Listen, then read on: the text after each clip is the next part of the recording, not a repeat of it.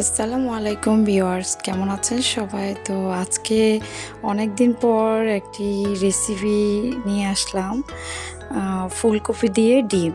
তো এটা খেতে খুবই মজা। তো দেখুন আপনারা কিভাবে রান্নাটা করি। এই যে প্রথমে ডিমগুলো একটু হলুদ দিয়ে আর লবণ দিয়ে মেখে নিয়েছি। এরপর প্যানের মধ্যে তেল দিয়ে ডিমগুলো ভেজে নিচ্ছি। তো হালকা করে ভেজে নিয়েছি। তো ভাজা শেষ। এরপর একটা প্লেটে নিয়ে নিচ্ছি। তো দেখুন এটা ভাজা হয়ে গেছে। এরপর ফুলকপিগুলো তেলে ভেজে নিচ্ছি। ফুলকপি আর আলু দিয়েছি। তো এগুলো একটু ভেজে নিব প্যানের মধ্যে।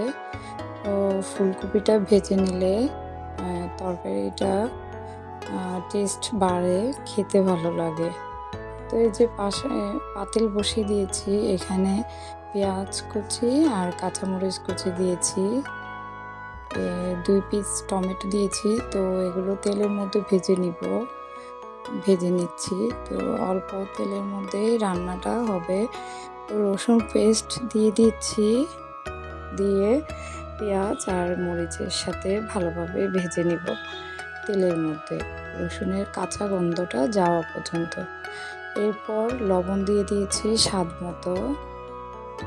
তো সবগুলো একসাথে আবারও ভেজে নিচ্ছি তেলের মধ্যে। তো এই যে দেখুন আমার ফুলকপি ভাজা হয়ে গেছে। এরপর এগুলো আমি পেঁয়াজের মধ্যে দিয়ে দিয়েছি। তো একসাথে কিছুক্ষণ কষিয়ে নিব, তেলের মধ্যে ভেজে নিচ্ছি। তো দেখুন ভাজার পর আমি মশলা দিচ্ছি অল্প করে, হলুদের গুঁড়ো, জিরা ধনিয়ার গুঁড়ো, পর শুকনো মরিচের গুঁড়ো, লাল মরিচের গুঁড়ো। তো সব কিছু দিয়ে আমি ভালোভাবে আবারও কষিয়ে নিচ্ছি। তো অল্প ওগুলো ভাজার সময় অল্প হলুদ দেওয়া হয়েছে, তাই মশলাগুলো আমি অল্প অল্প করে দিচ্ছি। তো দেখুন এগুলো ভাজা হয়ে গিয়েছে। এরপর আমি যতটুকু ঝোল দিব, ঝোলের পানি দিয়ে দিচ্ছি। তো ঝোলের পানিগুলো দেওয়ার পর যে যতটুকু ঝোল রাখেন, আমি একটু ঝোল রাখবো, তাই আমি ঝোলের পরিমাণটা একটু বেশি দিয়েছি, কারণ আমার বাসায় সবাই ঝোল খুব পছন্দ করে। তো ঝোল দেওয়ার পর আমি ডিমগুলো দিয়ে দিচ্ছি।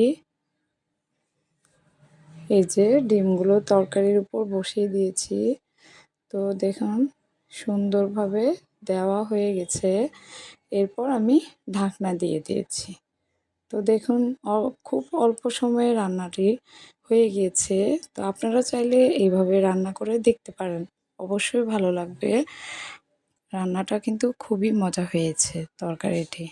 ভিডিওটা ভালো লেগে থাকলে লাইক কমেন্ট শেয়ার করতে ভুলবেন না এবং চ্যানেলটা সাবস্ক্রাইব করে দিবেন। আসসালামু আলাইকুম, আল্লাহ হাফেজ।